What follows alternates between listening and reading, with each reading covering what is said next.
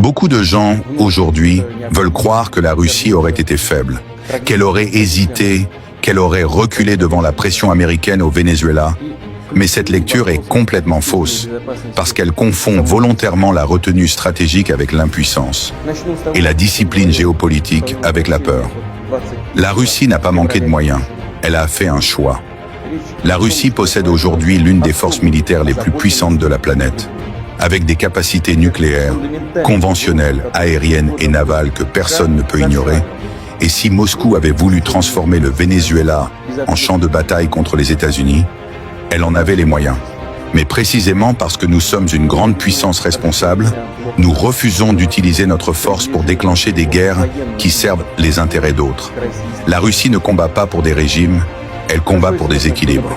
Au Venezuela, il n'y a pas une agression étrangère classique, il y a eu une rupture interne, une trahison au sommet de l'État, et face à cela, envoyer des troupes russes aurait signifié intervenir dans une guerre civile déguisée, sans invitation officielle, sans État fonctionnel et sans armée alliée prête à se battre, ce qui aurait été une aventure militaire absurde, même pour une superpuissance.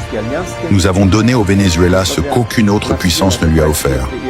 Des systèmes de défense aérienne, de la formation militaire, du renseignement, un soutien diplomatique face aux pressions occidentales, et nous avons publiquement déclaré que nous reconnaissions la souveraineté du pays, mais la force militaire, aussi grande soit-elle, ne peut pas remplacer la volonté politique d'une nation de se défendre.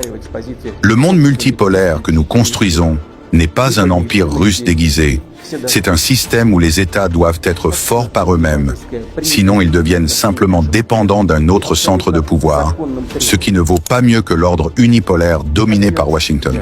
Ce que les États-Unis ont réussi au Venezuela n'est pas une victoire militaire, mais une victoire de la corruption, de la pression et de la manipulation interne.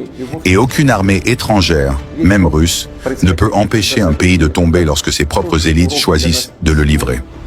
La Russie n'a pas abandonné le Venezuela, elle a respecté les règles du jeu international et surtout, elle a refusé de transformer une crise politique interne en une guerre mondiale, simplement pour satisfaire ceux qui auraient voulu voir Moscou et Washington s'affronter directement.